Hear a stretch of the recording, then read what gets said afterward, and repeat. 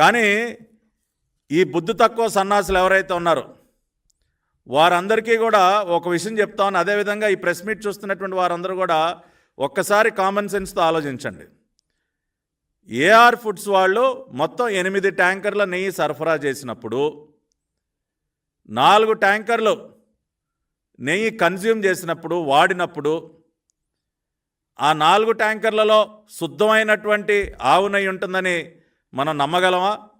ఏ company అయితే ప్రపంచంలో ఎక్కడా లేని విధంగా 319 రూపాయలకే నేను ఆవు నెయ్యి సరఫరా చేస్తానని ముందుకు రావటం, ఆ కంపెనీకి వీళ్ళ కమిషన్ల కోసం కాంట్రాక్ట్ కట్టబెట్టడం, అటువంటి కంపెనీ మొత్తంగా సరఫరా చేసినటువంటి 8 ట్యాంకర్లలో 4 ట్యాంకర్ల నెయ్యి ఏదైతే టీటీడీ వాళ్ళు వాడారో ఆ 4 ట్యాంకర్లలో ఎటువంటి అడల్ట్రేషన్ లేకుండా స్వచ్ఛమైనటువంటి ఆవు నెయ్యి ఉంటుందని మనం ఎవరైనా నమ్మగలమా?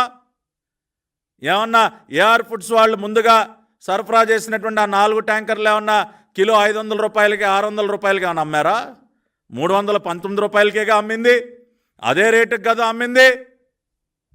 మరి స్వచ్ఛమైన నెయ్యి ఇస్తారా దానిలో? మొదటి 4 ట్యాంకర్లు నెయ్యి తిరుమల కొండపైన ఉన్నటువంటి ల్యాబొరేటరీ, ఏదైతే ల్యాబొరేటరీ కేవలం ప్రాథమికంగా ఉన్నటువంటి ఇంప్యూరిటీస్ను మాత్రమే కనుగొనేటటువంటి ల్యాబొరేటరీ ఉంది. ఆ విషయం ఈఓ గారు కూడా చెప్పారు. టీటీడీలో తిరుమలలో అడ్వాన్స్డ్ ల్యాబొరేటరీ లేదు, అడల్ట్రేషన్ని కనిపెట్టే ల్యాబొరేటరీ లేదు. ఆ ల్యాబొరేటరీలో కేవలం రంగు కానివ్వండి, మాయిశ్చర్ కానివ్వండి, ఫ్యాటీ యాసిడ్స్కి సంబంధించి కానివ్వండి, ఆరం వాల్యూ కానివ్వండి, మినరల్ ఆయిల్ ఏమన్నా కలిసిందా, ఇటువంటి ప్రాథమికమైనటువంటి కలుషిత పదార్థాలను మాత్రమే కనుగొనేటటువంటి ల్యాబొరేటరీ మాత్రమే ప్రస్తుతం ఉంది.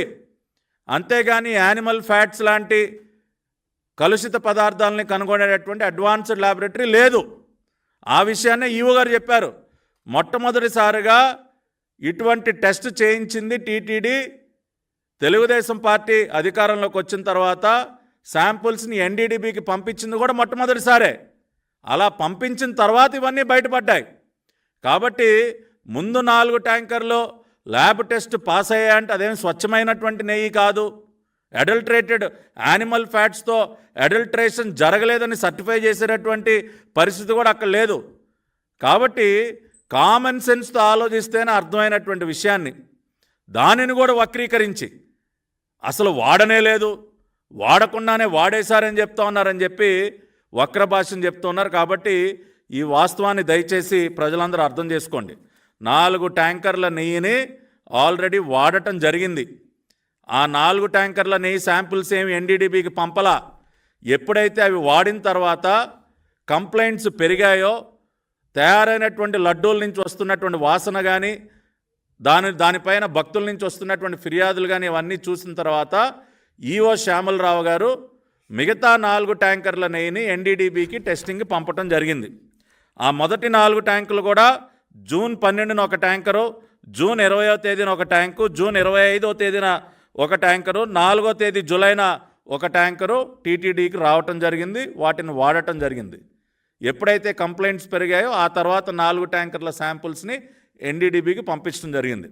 కాబట్టి ఈ వాస్తవాన్ని దయచేసి ప్రజలు గ్రహించండి. ఇటువంటి తప్పుడు రాతలు, వక్ర భాషలు ఏదైతే చెప్తా ఉన్నారో, చేసినటువంటి పాపం నుంచి ఇంకా ఏదో తప్పించుకోవాలని చెప్పి ఇటువంటి పిచ్చి ప్రయత్నాలు ఏదైతే ఈ అవినీతి పత్రికల్ని, ఈ రోత పత్రికల్ని చేతిలో పెట్టుకుని వీళ్ళు చేస్తూ ఉన్నారో దయచేసి వాటి యొక్క దుర్బుద్ధిని కూడా అర్థం చేసుకోమని కోరుతూ ఉన్నా.